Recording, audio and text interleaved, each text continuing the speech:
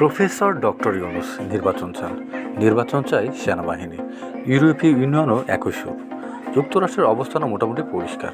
নির্বাচন চায় সে এখন ভারতও। বেশিরভাগ রাজনৈতিক দলও নির্বাচন চায়। তাহলে নির্বাচন চায় না কে? জামাত ইসলাম ও এনসিপি অনেকগুলো শর্তও জুড়ে দিয়েছে, যে কারণে এই নির্বাচনে যত সংশয়, সময় যত গড়াচ্ছে ততই অনিশ্চয়তা বাড়ছে। ইদানিং কেউ কেউ ডাকসু নির্বাচনের দিকেও তাকিয়ে আছে। তারা বলছে ওখানেই নাকি নির্বাচনী গল্পের কোনো যোগসূত্র খুঁজে পাওয়া যাবে। কেন এই পরিস্থিতি? জরিপগুলো বলছে এই অবস্থায় নির্বাচন হলে বিএনপি জিতে যাবে, আর ওখানেই যত বিপত্তি। তাই নানা খেলা, ভূপত্তি রাজনীতির খেলা তো আছেই। পর্দার আড়ালে উগ্রবাদী শক্তি বিরাজমান ধরে তৎপর। তারা নির্বাচন নয়, অন্যভাবে ক্ষমতা দখল করতে চায়। পরিস্থিতি ক্রমশই জটিল হচ্ছে। জামাত এনসিপি নতুন নতুন শর্ত যোগ দিচ্ছে। কখনো পিআর ভোটটি, কখনো গণভোট, আবার কখনো গণপরিষদ নির্বাচনের দাবি তুলে এক অনিশ্চয়তার মধ্যে ঠেলে দিচ্ছে নির্বাচনকে। ঐক্যমত কমিশনের ভূমিকাও প্রশাসন্য। তারা নতুন নতুন ইস্যু যুক্ত করে সময় হরণ করছে। তাদের মতলব নিয়ে এখন নানা প্রশ্ন।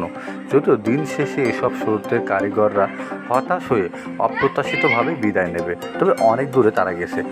পর্যবেক্ষকরা বলছেন এবার থামলেই ভালো, না হলে যে কোনো মুহূর্তেই চলমান গল্পের ইতি হয়ে যেতে পারে। নির্বাচন ছাড়া বিকল্প কী? প্রফেসর ইউনূস নির্বাচন নিয়ে বিকল্প চিন্তা করতে রাজি নন।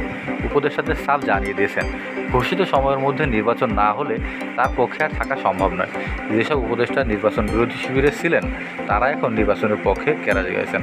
তারা বলছেন তাদের কথাই শেষ কথা, অথচ তাদের ভূমিকার কারণেই প্রফেসর ইউনূসের জনপ্রিয়তা প্রশ্নবোধক চিহ্ন যোগ হয়েছে। বেড়েছে অস্থিরতা, আর এই অস্থিরতারই সুযোগ নিচ্ছে হাসিনা। তিনি একের পর এক ওয়েব দুনিয়ায় বার্তা পাঠাচ্ছে এবং দেশের ভিতরে গোলযোগ সৃষ্টি করছে। সে মাঝে মাঝে তত্ত্বাবধায়ক সরকারের পদ্ধতিটা আবার চালু করতে চাইছে, যেটা সে নিজেই বুড়িগঙ্গায় পাঠিয়ে দিয়েছিল। আর এভাবে দেশি বিদেশি নানা ষড়যন্ত্র চলছে। কেউ কেউ মিশরের ছবি বুকে নিয়ে পেরেশান হয়ে যাচ্ছেন। আমরা সবাই জানি বিপ্লব বা গণ অভ্যুত্থানের ব্যর্থ হওয়ার অন্যতম হাতিয়ার হচ্ছে গুজব। এই গুজব মুহূর্তে আমাদের নিত্যদিনের সঙ্গী। গুজব ছড়িয়ে বিপ্লবের শক্তিগুলোকে দুর্বল করা হচ্ছে এবং চেতনার কলঙ্ক গায়ে লাগানো হচ্ছে। এইভাবে মিশরের পরিস্থিতি পাল্টে গিয়েছিল। পরিণতিতে কী হয়েছিল সেটা আমরা সবাই জানি। শেষ কথা হচ্ছে নির্বাচন না হলে দেশটি উল্টো পথে হাঁটতে শুরু করবে, আবারও বাড়বে গোষ্ঠীগত দ্বন্দ্ব।